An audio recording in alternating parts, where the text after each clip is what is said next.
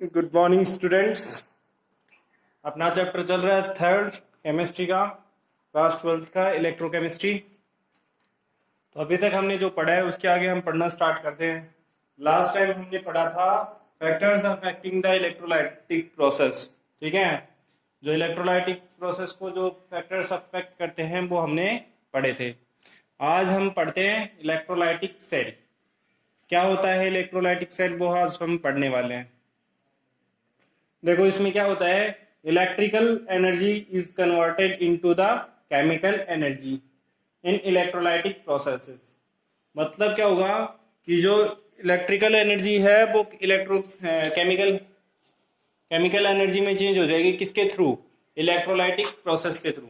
ठीक है, और आगे बोल रहा है so chemical process is completed from expenditure of electrical energy. मतलब ये कंप्लीट होगी केमिकल प्रोसेस वो एक्सपेंडिचर ऑफ है इलेक्ट्रिकल एनर्जी से ही होगी। ठीक है, such a process which is complete that device is called electrolytic cell और वोल्टमीटर। ठीक है, ये हम इसको क्या कह सकते हैं, जिसके अंदर ये प्रोसेस कंप्लीट होती है उसको हम क्या कहते हैं, ये इलेक्ट्रोलाइटिक जो है सेल कह सकते हैं या वोल्टमीटर कह सकते हैं। ठीक है, ये हमारे पास इसकी प्रोसेस होती है जो मैंने आपको बताई है। अब हम इसके बारे में थोड़ा सा और पढ़ लेते हैं। तो जैसा कि आपको डेफिनेशन से पता चल रहा है, साफ हो गया है कि इसमें ऑक्सीडेशन और रिडक्शन रिएक्शन दोनों ही कंप्लीट होंगी और सेल्फ इरिवर्सिबल नेचर की होंगी। ठीक है, मतलब इसमें जो है ऑक्सीडेशन और रिडक्शन होगा वो सेल्फ इरिवर्सिबल, मतलब इसमें रिवर्सिबल प्रोसेसेस नहीं होगी, सेल्फ इरिवर्सिबल प्रोसेस होगी इसके अंदर ऑक्सीडेशन और उस रिडक्शन की, इस रिडक्शन नेचर। जब हम इसमें जो है एनर्जी, फ्री एनर्जी है, यानी सेल रिएक्शंस होंगी, यानी delta G is greater than 0। ठीक है, तब क्या होगा, मतलब इसमें जो ये रिएक्शन होगी कब, जब डेल्टा फ्री या गिब्स फ्री एनर्जी बोलते हैं डेल्टा जी हमारे पास होती है, तो वो क्या है 0 से उसकी वैल्यू ज्यादा होगी, तब हमारे पास ये प्रोसेसेस होंगी इलेक्ट्रोलाइटिक सेल में। अदरवाइज ये प्रोसेसेस कंप्लीट नहीं होगी। एक बार मैं फिर रिपीट कर देता हूं, क्या होता है इलेक्ट्रोलाइटिक सेल। इलेक्ट्रोलाइटिक सेल में क्या होता है कि इलेक्ट्रिकल एनर्जी कन्वर्ट होती है केमिकल एनर्जी में। ठीक है, किसके थ्रू? इलेक्ट्रोलाइटिक प्रोसेस के थ्रू। और ये केमिकल प्रोसेस किसके हेल्प से कंप्लीट होती है? Expenditure of electrical energy. ठीक है, सो हम इसको, ये प्रोसेस जिसमें कंप्लीट होती है उसे हम क्या कहेंगे? इलेक्ट्रोलाइटिक सेल कहेंगे या वोल्टमीटर कहेंगे। ठीक है, तो इसमें इससे साफ पता चल गया हमें कि इसमें ऑक्सीडेशन और रिडक्शन तो होगी ही, साथ में जैसे जैसे गिब्स फ्री एनर्जी ज्यादा फ्री होगी, एनर्जी इंक्रीज होगी, तो ये जो है प्रोसेस कंप्लीट होगी। ठीक है, आगे चलिए, आगे देखते हैं। आगे बोला है the apparatus which the process of electrolysis takes place is called electrolytic cell or voltmeter. The following figure, आपके सामने एक फिगर बना हुआ है, explain the mechanism of electrolysis which is contain the dilute HCl solution in voltmeter. ठीक है, अब देखो हमारे पास ये आपके सामने मैंने एक डायग्राम बना रखा है। इसमें क्या है, ये हमारे पास मान लो ये सॉल्यूशन है, वो क्या है? HCl है। ठीक है, और इसमें ये सॉल्यूशन, ये apparatus है हमारे पास जो क्या बताता है, इसको हम कह सकते हैं इलेक्ट्रोलाइटिक सेल या वोल्टमीटर कह सकते हैं।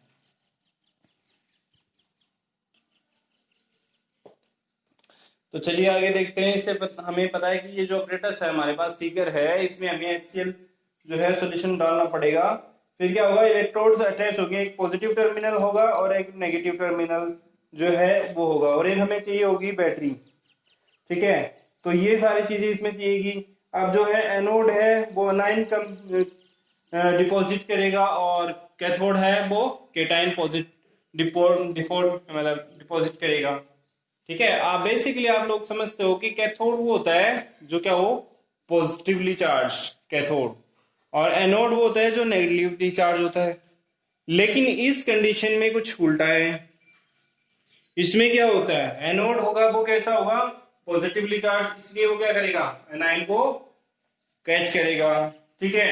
और यहाँ जो कैथोड है वो क्या होगा, नेगेटिवली चार्ज, इसलिए वो कैटायन को अटेन करेगा या डिपॉजिट करेगा।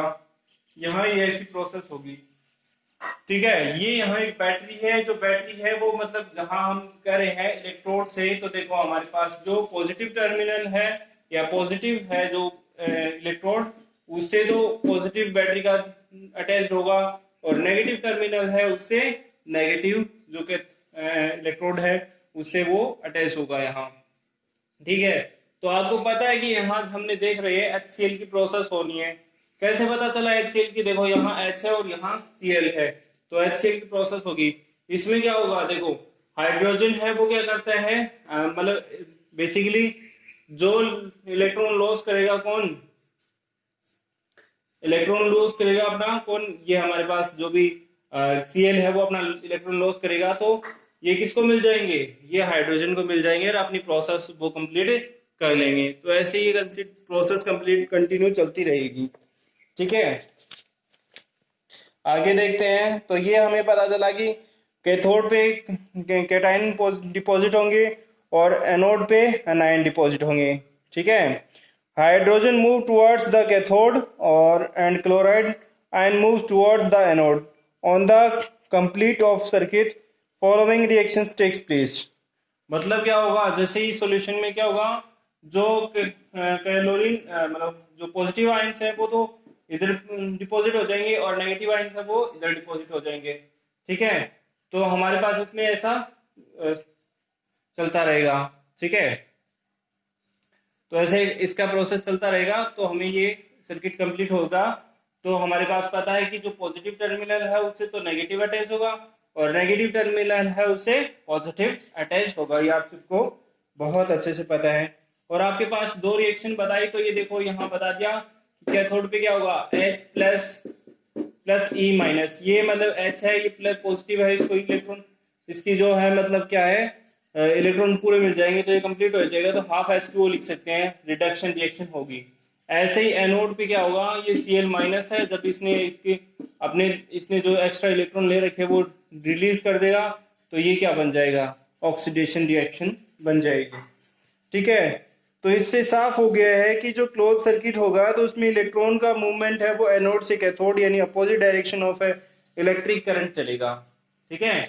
तो इसमें पता चला कि जिस साइड में हमें इलेक्ट्रिक करंट फ्लो होता है उसके अपोजिट डायरेक्शन में हमारे पास क्या चलना स्टार्ट हो जाता है, करंट चलना, इलेक्ट्रॉन चलना स्टार्ट हो जाते हैं, ठीक है। ऐसा क्यों होता है, क्योंकि जो सर्किट है वो कंप्लीट हुआ है, तो आयंस है वो मूवमेंट करेंगे अपोजिट चार्ज इलेक्ट्रॉन की तरफ, ठीक है, अपोजिट चार्ज्ड इलेक्ट्रॉन की तरफ मूवमेंट करना स्टार्ट करते हैं। ऐसा नहीं होता कि भाई यहाँ ये पॉजिटिव टर्मिनल है तो इस पे पॉजिटिव आगे ही डिपॉजिट हो जाएगा, ऐसा कुछ नहीं होगा। ये पॉजिटिव टर्मिनल है तो इस पे नेगेटिव आएगा, ये नेगेटिव टर्मिनल है तो इस पे पॉजिटिव आएगा, यानी अपोजिट जो टर्मिनल्स होते हैं वो एक दूसरे को अट्रैक्ट करते हैं। ये आप सबको अच्छे से पता है, ठीक है। तो इस प्रोसेस में ऑक्सीडेशन और रिडक्शन दोनों प्रोसेस है वो कंटिन्यूअसली जो है हैपन हो रही हैं। तो जैसे ये कंप्लीट होगी तो इलेक्ट्रिकल कंडक्टिविटी हो जाएगी और क्लोरीन गैस है वो लिबरेट हो जाएगी एट एनोड और हाइड्रोजन गैस लिबरेट हो जाएगी एट कैथोड, ठीक है। तो ये दोनों गैसेस इसमें लिबरेट हो जाएंगी, ठीक है। Electrolytes remain electrically neutral at every moment, मतलब जो इलेक्ट्रोलाइट है वो क्या रहेगा, न्यूट्रल रहेगा एवरी मोमेंट पे, ठीक है। Because both ion are liberated simultaneously, this process is continued then till the electric current is closed और while HCl is not consumed.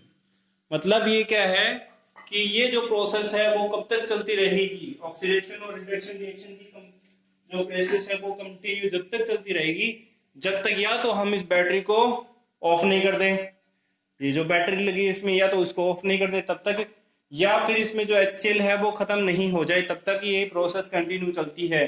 क्या होगा कि एनोड पे तो क्या हो जाएगा, क्लोरीन गैस लिबरेट हो जाएगी और कैथोड पे हाइड्रोजन गैस लिबरेट हो जाएगी और आयंस का मूवमेंट होता रहेगा। आयन के मूवमेंट की वजह से इसमें इलेक्ट्रिकल कंडक्टिविटी बनी रहेगी, ठीक है। ये प्रोसेस हमारे पास इसमें चलती रहेगी। तो ओके, ये हमारे पास हो गया इलेक्ट्रोलाइटिक सेल के बारे में डिस्क्रिप्शन। अब हम स्टार्ट करते हैं आगे। आगे हमारा आता है जो इसका आगे का कॉन्सेप्ट है वो स्टार्ट करते हैं।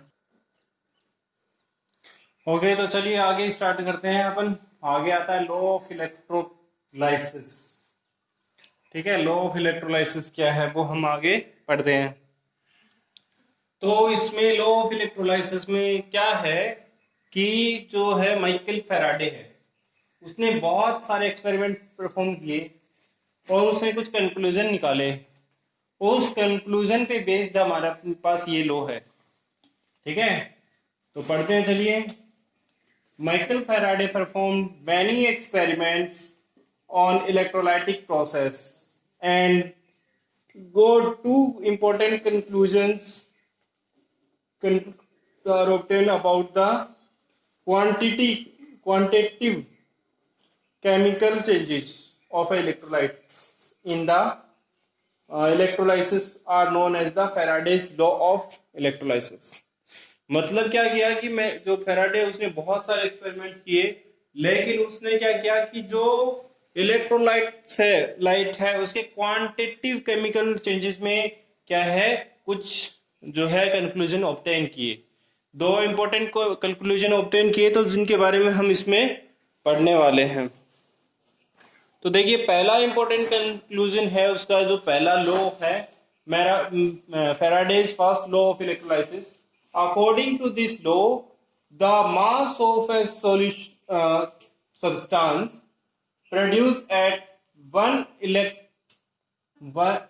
an electrode electrolysis is directly proportional to the quantity of a electricity passed।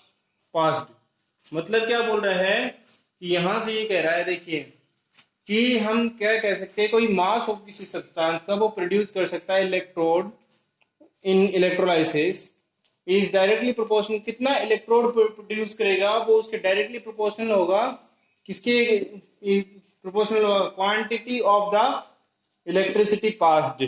ठीक है, कितनी इलेक्ट्रिसिटी पास करेंगे उतना ही इलेक्ट्रोड वहां प्रोड्यूस कर सकता है। ठीक है, मास ऑफ सब्सटेंस।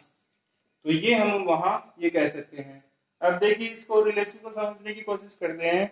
इसमें क्या है हमारे पास रिलेशन में, देखो इसने लिखा m directly to q। m मतलब क्या है, मास ऑफ सब्सटेंस, और q क्या है, पोटेंशियल कह सकते हैं, इलेक्ट्रोड कह सकते हैं, चार्ज कह सकते हैं। वो प्रोड्यूस किया गया है इलेक्ट्रोलाइसिस प्रोसेस द्वारा। ठीक है, वो डायरेक्टली प्रोपोर्शनल हो गया, जैसा कि इसने बताया कि m directly proportional to q। ठीक है, ये हम कह सकते हैं। आगे बोल रहे हैं m directly proportional to q।